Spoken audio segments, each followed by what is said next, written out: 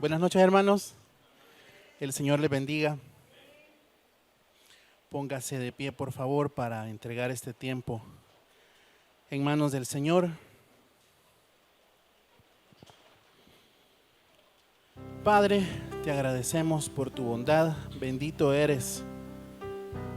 Te agradecemos por permitirnos estar en esta que es tu casa, Señor. Cuando nosotros nos encontramos en este lugar, sabemos que tú ya estabas aquí desde antes que nosotros viniéramos. Declaramos que venimos con corazón abierto, con un corazón dispuesto a escucharte a ti, Señor, a aprender lo que te traes para nosotros. Declaramos que somos buena tierra y que la semilla que será sembrada en nuestros corazones dará fruto, Señor, en el nombre de Jesús. Amén. Vamos a empezar leyendo el Salmo 22:3 en la versión de las Américas, que es el que pues la mayoría de nosotros conocemos. Y dice: sin embargo, tú eres santo, que habitas entre las alabanzas de Israel. Pero el Señor me permitió compararlo con la versión Unidad. Vamos a ver lo que dice la versión Unidad de este versículo específicamente. Tú eres santo, te alzas en tu trono sobre las alabanzas de Israel. Amén. Puede tomar su asiento, hermano.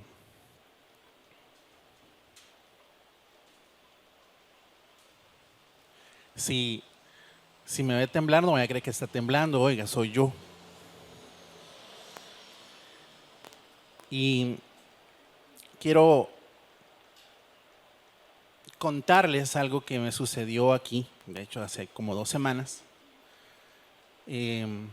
Estábamos ya en el tiempo de los dones y yo recibí una palabra del Señor, pero ya habían pasado 3 hermanas, entonces para no entrar en desorden solamente se lo conté a mami y ella me dijo de que era bueno que la congregación supiera eso.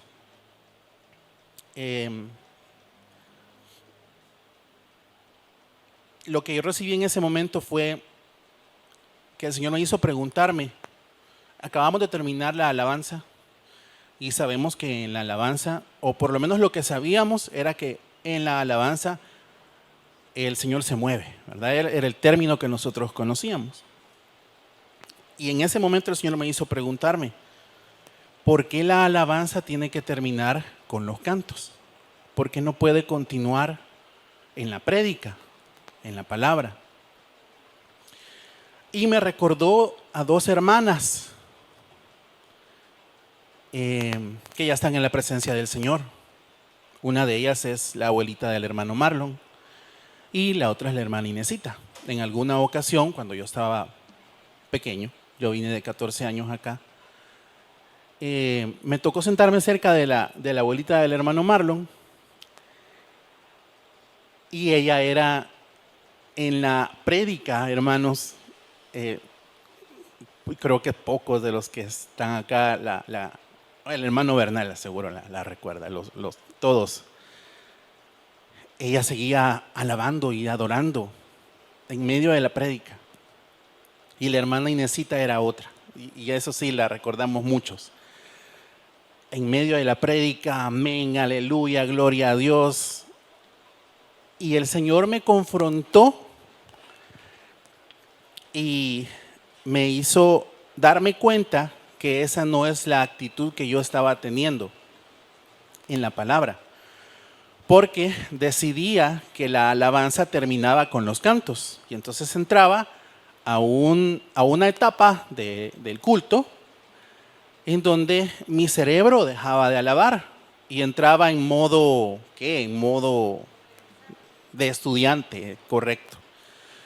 Y la palabra no se estudia como en la universidad, no se estudia como en el colegio. Y yo era muy bueno en el colegio, era muy bueno en la universidad, y entonces he estado muy acostumbrado a entrar en ese modo continuamente. Pero ese día el Señor me hizo entender que estaba mal. Y entonces yo le preguntaba al Señor, pero ¿cómo se puede seguir para alguien como yo?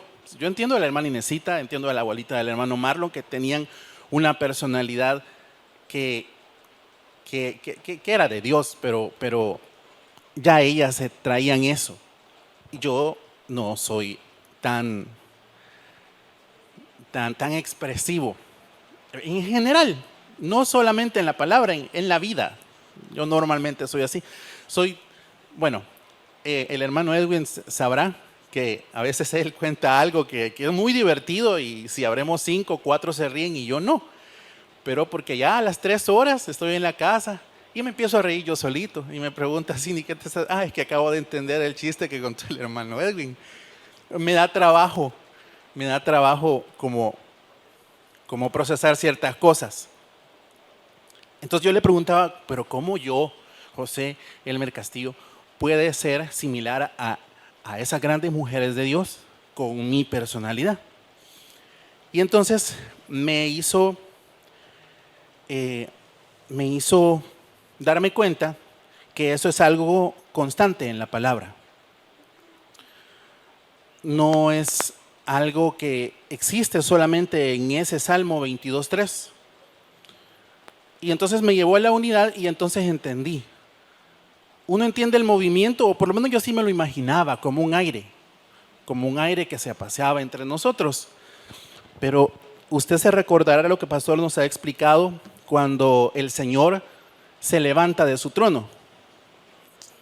Él nos ha enseñado de que cuando el Señor se levanta es porque va a tomar acción, va a juzgar o va a premiar.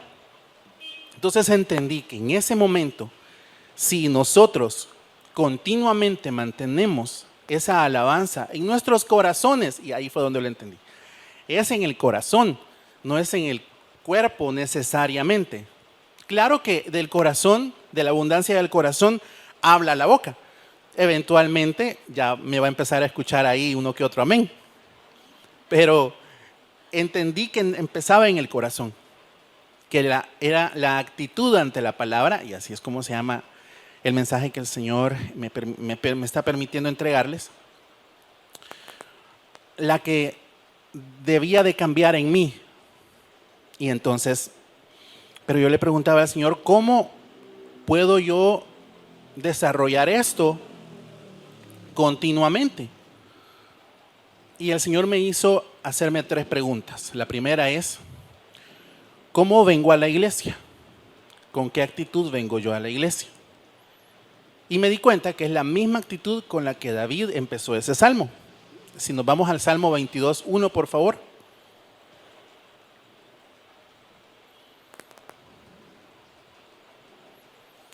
Dios mío, ¿por qué me has abandonado? ¿Por qué estás tan lejos de mi salvación y de las palabras de mi clamor? Voy a parar ahí. No sé si alguno más, pero por lo menos yo me di cuenta de que esa es la actitud con la cual no solamente venía a la iglesia, sino que iniciaba mis oraciones. Mis oraciones iniciaban con pesadumbre, con preocupación, con preguntas, con peticiones, con quejas. Y no es el único salmo, de hecho la mayoría son así. Si usted ha leído los salmos se dará cuenta que David empezaba así, con ese espíritu de queja, de preocupación. Entonces el Señor me hizo darme cuenta que esa es una realidad, que realmente yo no puedo cambiar tan fácilmente sin haberme dado cuenta antes. Ahora que ya me di cuenta que esa es la actitud con la cual yo vengo a la congregación,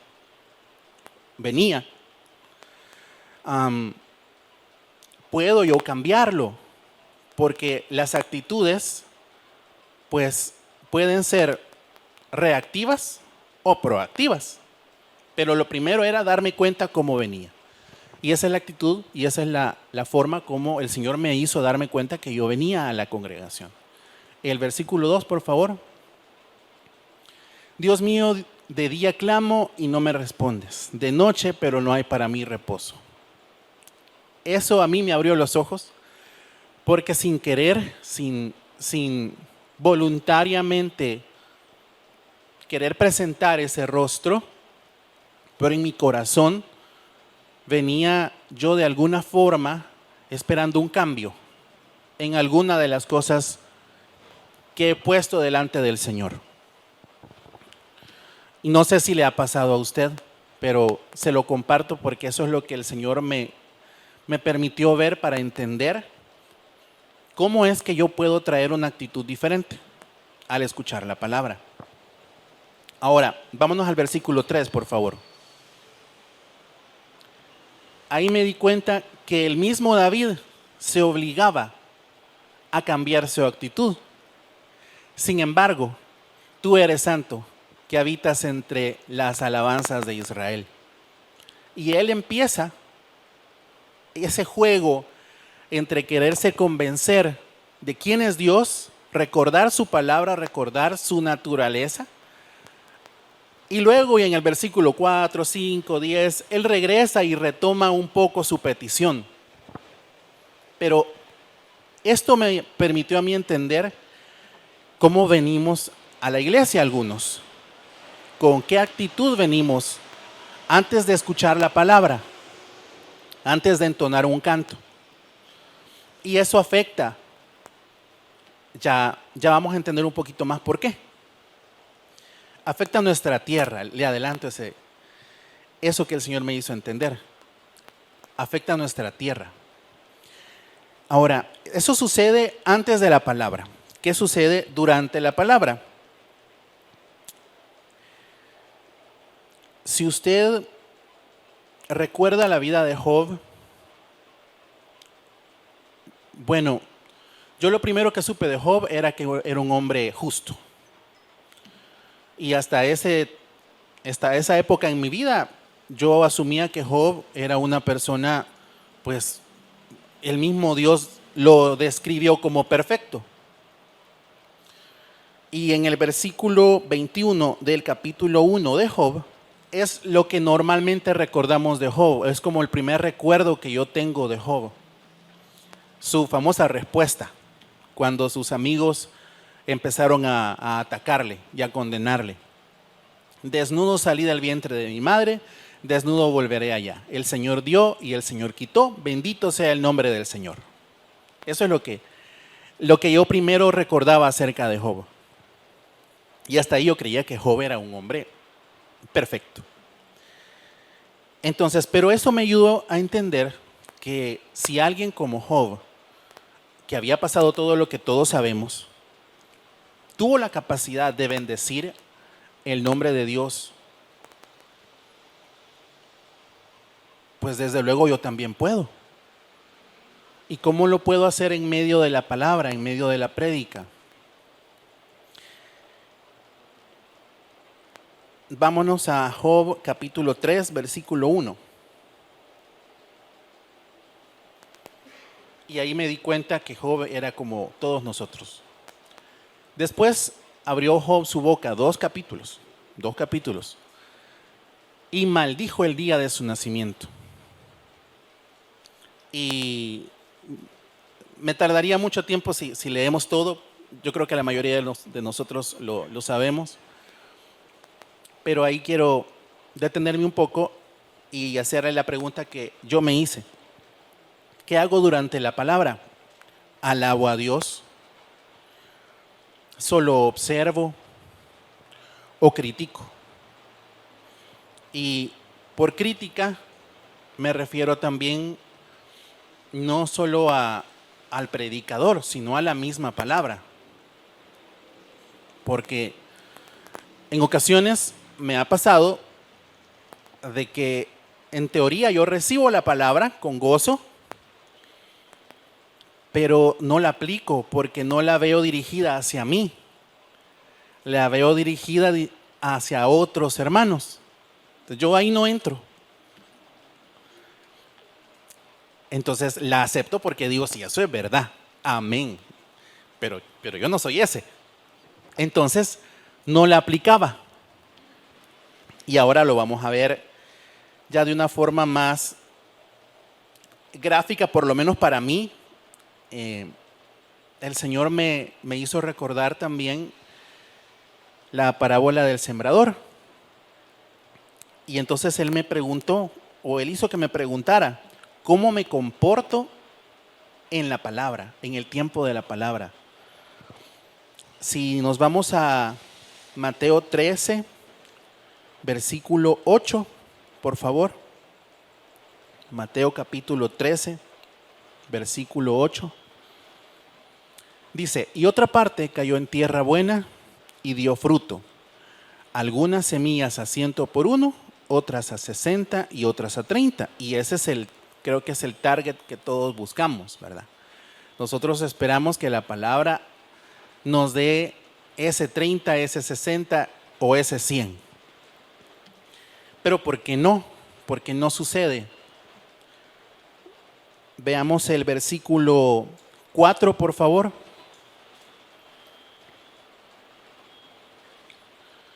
Y al sembrar, parte de la semilla cayó junto al camino, y vinieron las aves y se la comieron. Y ahí voy a hacer una pausa. El Señor también me hizo entender que el sembrador no tiene la responsabilidad de preparar la tierra, ese no es su trabajo. El sembrador solo tira la semilla. Quien debe de ser el responsable de preparar la tierra es el agricultor. Y lo veo en función de las producciones en serie. Los ingenieros entenderán, unos hacen una parte, otros hacen otra parte. Pastor nos lo ha enseñado los lunes. No tenemos por qué ser expertos en todo, pero sí tenemos que ser expertos en algo. Entonces el sembrador era experto en sembrar, pero no en preparar la tierra, porque no le corresponde a él. Entonces, eso me hizo entender también de que si me sucede algo o no después de recibir la palabra, no es responsabilidad del pastor, no es responsabilidad de mami, no es responsabilidad de los hermanos que nos han compartido la palabra durante tanto tiempo, sino del agricultor, y el agricultor soy yo, porque yo soy el dueño de la tierra y yo soy quien tengo que preparar la tierra. Y si no la preparo, pues pasa eso, que en ese versículo específicamente, en donde la semilla cae en el camino, lo primero que el Señor me hizo como ver es lo que yo hacía de decir, ok, sí, qué bonita esa palabra, bien bonita esa palabra, pero no es mía, que se vaya al camino, porque yo no soy así, yo no soy orgulloso. Y están hablando del orgullo. Yo no, que se vaya al camino porque yo no soy. Y eso fue lo que el Señor me hizo, me preguntó, ¿qué hago con la palabra? ¿La veo pasar? ¿O la tomo? ¿O la arrebato? Hay momentos en que me di cuenta que yo la miraba pasar. O me hacía el quite para que siguiera pasando, aunque yo de pronto, yo sabía en mi interior, el Espíritu Santo me hacía darme cuenta que yo también tenía eso que estaban hablando, pero no quería responsabilizarme. Ahora, eso es entonces una parte. La vemos pasar. La otra pregunta que el Señor me hizo fue, ¿la rechazo? Veamos el versículo 5, por favor. Otra parte cayó en pedregales, donde no tenía mucha tierra, y enseguida brotó, porque no tenía profundidad de tierra. Todos sabemos que las piedras, pues, todo rebota, ¿verdad? Entonces, ahí sí hay una flagrante, diría yo, negación. Porque una cosa es decir, sí, esa palabra es cierta, pero no es cierta en mi vida. Y otra cosa es decir, esa palabra no es cierta. Pues ese es el que anula la palabra, el que no la acepta. Y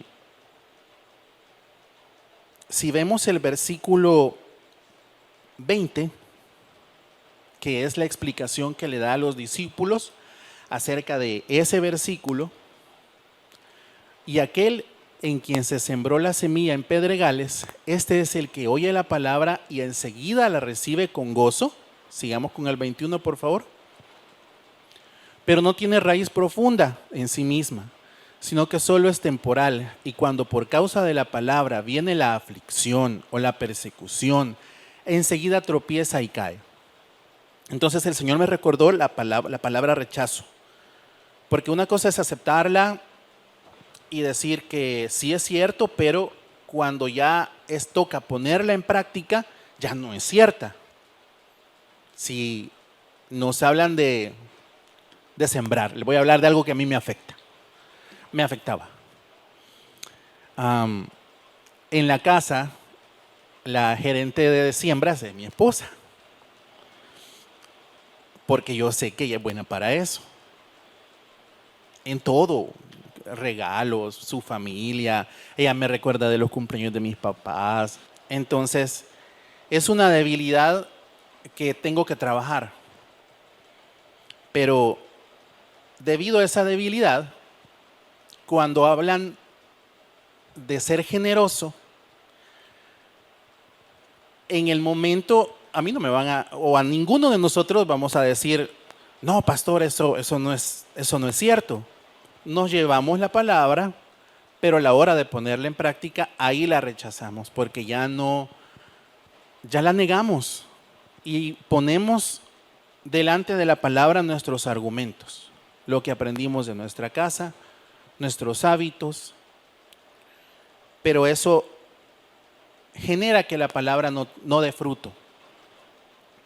Y veamos el último, que sí yo, desde que lo leí, supe que esa persona era yo. Versículo 7, capítulo 13, versículo 7. Otra parte cayó entre espinos y los espinos crecieron y la ahogaron. Veamos la explicación que nos da en el versículo 22, por favor. Y aquel en quien se sembró la semilla entre espinos, este es el que oye la palabra, mas las preocupaciones del mundo y el engaño de las riquezas ahogan la palabra y se queda sin fruto. Entonces el Señor me dijo que estas son las personas que analizan mucho la palabra, que tienen muchos argumentos y la podrán aceptar como verdad porque viene de la palabra, viene de la Biblia, pero tienen tanta ciencia, tienen tanta letra, tienen tantos argumentos, tienen tantas costumbres, que esas costumbres, esos hábitos, esos argumentos, esas preocupaciones se sobreponen a la palabra y nos hacen olvidar la efectividad de la palabra y quién nos la ha dado. Entonces, me volví a hacer las 3 preguntas. ¿Quién soy? Soy el que la veo, el que ve pasar la palabra, soy el que la rechazo, soy el que la analizo. Y pues no sé usted, pero he sido los 3. ¿Pero a qué hemos sido llamados? Regresemos al versículo 8, por favor. Otra parte cayó en tierra buena y dio fruto. Algunas semillas a 100 por uno, otros a 60 y otras a 30. Veamos el versículo 23, que es la explicación que da Jesús a sus discípulos. Pero aquel en quien se sembró la semilla en tierra buena, este es el que oye la palabra y la entiende. Este sí da fruto y produce, uno a 100, otro a 60 y otro a 30. Y entonces el Señor me hizo preguntarme, ¿por qué unos la entienden y la aceptan y otros,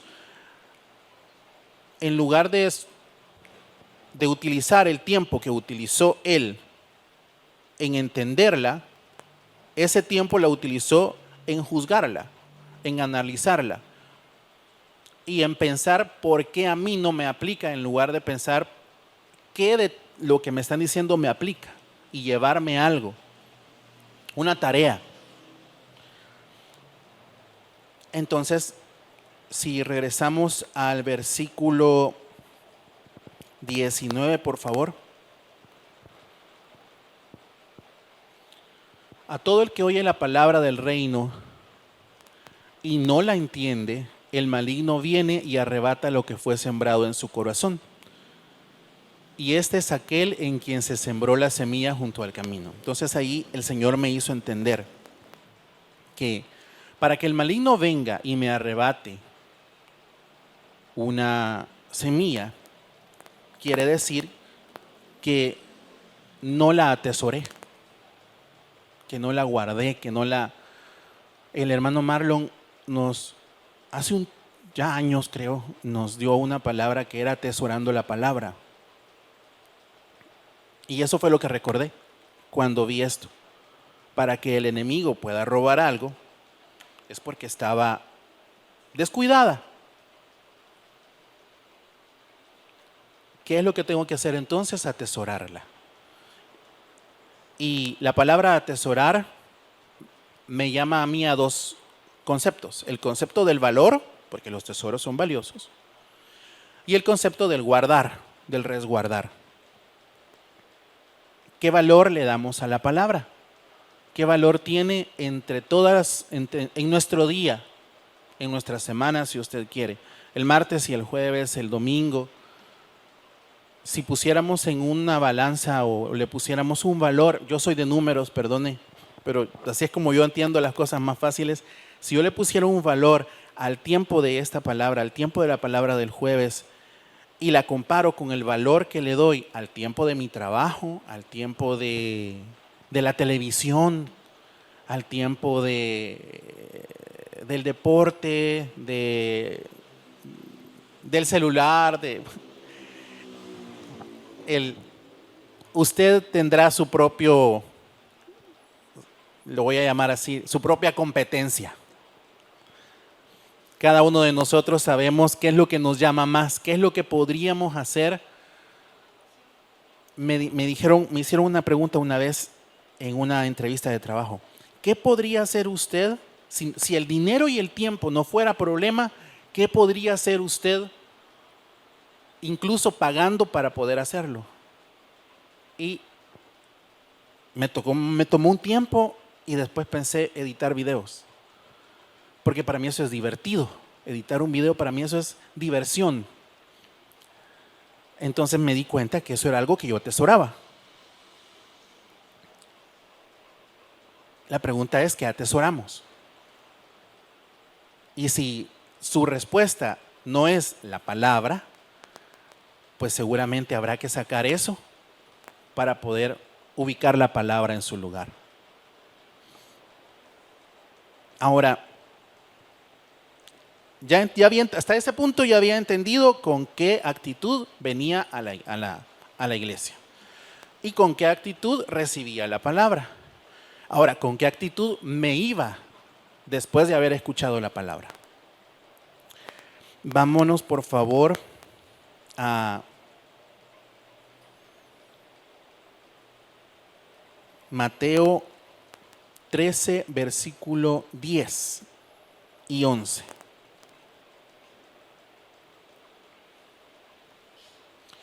Y acercándose los discípulos, le dijeron: ¿por qué les hablas en parábolas? Ya la palabra había sido dada y los discípulos, después de que la palabra fue dada, quisieron entender esa palabra y entender por qué les hablaba en parábolas a los que no eran discípulos.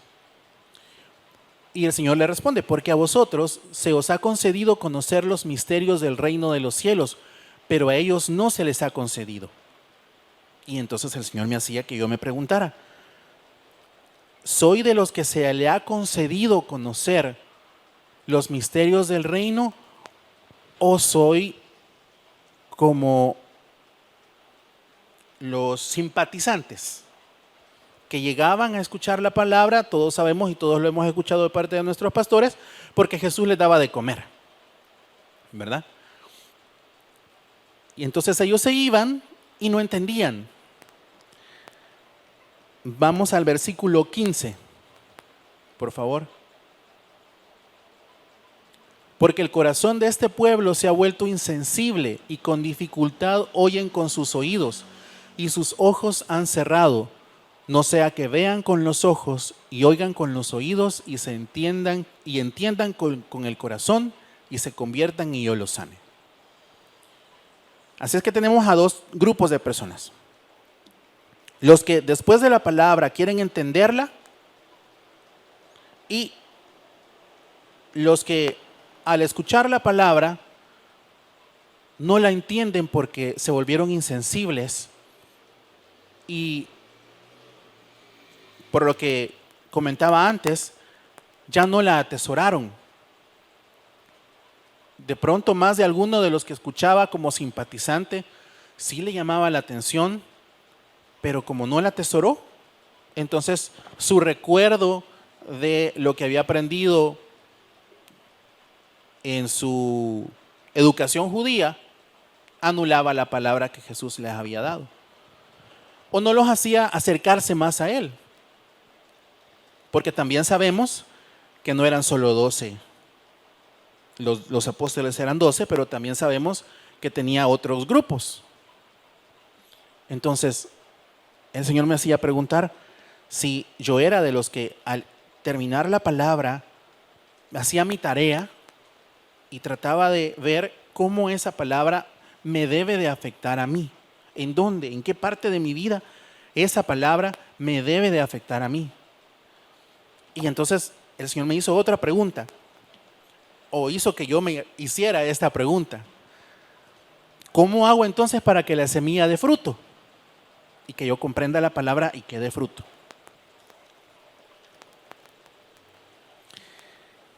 Si nos vamos a Amós, capítulo 8, versículos 11 y 12, dice Amós: He aquí, vienen días, declara el Señor Dios, en que enviaré hambre sobre la tierra, no hambre de pan ni sed de agua, sino de oír las palabras del Señor. Y vagarán de mar en mar, y del norte hasta el oriente andarán de aquí para allá, en busca de la palabra del Señor, pero no la encontrarán. Entonces el Señor me recordó por qué tenía que atesorar la palabra, porque llegará un día en donde ya no estará. Y no sabemos cuándo pueda ser. Si la palabra llegará un momento en que ya no esté, en economía se estudia que el precio o el valor de las cosas lo determina su escasez. Mientras tengamos la costumbre o el hábito de estar escuchando la palabra sin atesorarla, esa abundancia de palabra hará que nosotros no le demos el valor que merece. Tenemos que darnos cuenta que llegará un momento en que esa palabra ya no estará. Y así como los judíos pasaron años sin profeta, no lleguemos nosotros a ese tiempo en donde anhelemos escuchar de nuevo la palabra. Así es que eso es lo que el Señor me hizo preguntarme en primer lugar, si yo estaba dándome cuenta en qué lugar estaba poniendo la palabra. No les sabría decir cuándo exactamente nos lo ha dicho, pero nos lo ha dicho en repetidas veces, que la semilla tiene que morir. Entonces el Señor me hacía recordar que para que la palabra dé fruto, algo tiene que morir en mí. Y esa es la respuesta que el Señor me daba. ¿Cómo puedo hacer para que yo me vaya de aquí con un fruto? Y la respuesta fue que algo tiene que morir. Si yo no me llevo esa tarea de que al irme yo de acá, haya yo identificado qué de mi vida tiene que morir, entonces la semilla no dará fruto. Y eso es lo que el Señor me hizo preguntarme para que, y perdonen que hable de mí, pero fue lo que el método que el Señor utilizó para poder comprender esta palabra. Es muy sencillo, la verdad, pero particularmente yo las cosas sencillas las entiendo si las complico. En la medida que yo la complique, la entiendo más fácil. Y eso fue lo que el Señor A ese camino me llevó el Señor. Número 1, ¿con qué actitud vengo? Número 2, ¿con qué actitud recibo la palabra? Y número 3, ¿qué hago después de recibir la palabra? Y si usted gusta y si usted considera que esto también puede ser de utilidad para su vida, considero que a mí me es útil llevarme como esa tarea. Después de todas las prédicas que recibamos, o incluso mami en muchas ocasiones cuando da inicio nos da palabra. No necesariamente es el tiempo de la palabra, pero nos comparte palabra. Después de haber recibido cualquier palabra que sea de Dios en donde se haya hablado de la Biblia, mi tarea es encontrar qué debe morir de mi vida actual, del viejo hombre. ¿Qué debe morir? ¿Qué puedo hacer? ¿Qué tarea me tengo que llevar? Para que entonces, al haber muerto eso, yo vea un fruto. Ahora, ¿qué va a pasar después? Veamos Job capítulo 40, versículo 1. Job capítulo 40, versículo 1. Entonces continuó el Señor y dijo a Job: ¿podrá el que censura contender con el Todopoderoso? El que reprende a Dios responda a esto. Entonces Job respondió al Señor, y esto fue lo que el Señor me añadió. Después de haber escuchado yo la palabra del Señor, debería de comportarme como Job en este momento. He aquí, yo soy insignificante. ¿Qué puedo yo responder? Mi mano pongo sobre la boca. Versículo 5, por favor. Una vez he hablado y no responderé, aún 2 veces y no añadiré más. Entonces el Señor respondió a Job desde la tormenta. Y bueno, lo sigue poniendo en su lugar. Si usted ha leído hasta ese punto, ya hasta ese punto Dios lo cuestiona tanto que no debe de haber más respuesta que callarse. Así es que eso es lo que también el Señor me dijo. Otra cosa que yo tengo que llevarme es esa actitud de Job. Hay una versión que dice que Job le dice a Dios de que había hablado tanto, pero que ya no va a hablar. Allí lo menciona como que él va a poner la mano sobre su boca. Pero puede que no hablemos mucho. Yo particularmente suelo ser de pocas palabras si no me dan un micrófono. Pero cuando hablo, y Cinia sabe, argumento bastante. Siempre tengo una respuesta. Siempre sé algo como para poder sobrepasar lo que ella me quiera decir. Y de nuevo el Señor me confrontó, porque me di cuenta que esa actitud también se la pongo a Él. Y escucho una palabra y busco un argumento para salir yo justificado, porque a mí, le cuento, que yo era de los que me gustaba estar en la silla de la conmiseración. Entonces los que se han acostumbrado a estar ahí, en ese lugar de víctima, que de pronto él venga a ser responsable de algo malo, es algo muy difícil de aceptar, cuando toda su vida él se ha visto como al que le hicieron mal. Y de pronto, entonces ya los malos no son ellos, no que soy yo. Me da un trabajo todavía darme cuenta que yo puedo ser ese verdugo que tanto temí. Y el Señor me lo trajo a mente, de que si yo quería ver ese fruto, tenía que tener esa actitud de Job, la actitud de Job del versículo 1 al 3 o 4. Ahora, ¿por qué? Porque si vemos el versículo 7, capítulo 40, versículo 7, dice Dios: ciñe ahora tus lomos como un hombre, yo te preguntaré y tú me instruirás. ¿Anularás realmente mi juicio? ¿Me condenarás para justificarte tú? ¿Acaso tienes tú un brazo como el de Dios y truenas con una voz como la suya? Y esto es lo último que Dios le dice a Job para ponerlo en su lugar. Adórnate ahora de majestad y de dignidad y vístete de gloria y de esplendor. 42:7. Y sucedió que después que el Señor habló estas palabras a Job, el Señor dijo a Elifaz temanita: se ha encendido mi ira contra ti y contra tus dos amigos, porque no habéis hablado de mí lo que es recto como mi siervo Job. Y ahí voy a hacer una pequeña pausa.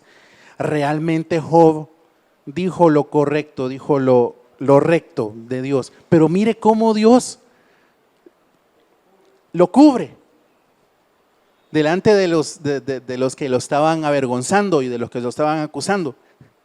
Y no, sabemos que la primera vez que el Señor habla así de Job es delante del enemigo, del acusador, cuando le dice: ya viste a mi siervo Job. Esa misma actitud, con esa misma actitud, el Señor se presenta delante de sus acusadores y vuelve a cubrirlo de esa forma. Versículo 8, por favor. Ahora pues tomad 7 novillos, 7 carneros, id a mi siervo Job y ofreced holocausto por vosotros. Y mi siervo Job orará por vosotros, porque ciertamente a él atenderé para hacer con vosotros conforme a vuestra insensatez. Estos son, sin muchos, 5 versículos antes, Dios estaba poniendo todavía en su lugar a Job. Y Dios le estaba diciendo muchas cosas que seguramente usted ya ha leído. 5, 10 versículos después, está diciendo que Job habla lo recto de él, que él sí dice lo que Dios es. Y aparte, le entrega a él la responsabilidad de que sus acusadores sean aceptos de nuevo delante de Dios.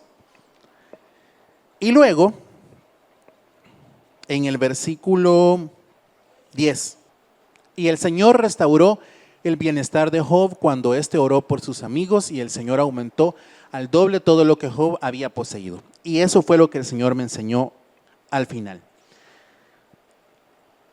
Lo que Él me estaba pidiendo ahí, de cambiar mi actitud, al final era para mi propio beneficio. Porque si yo terminaba esa actitud de juicio, de queja con la que David inicia el Salmo,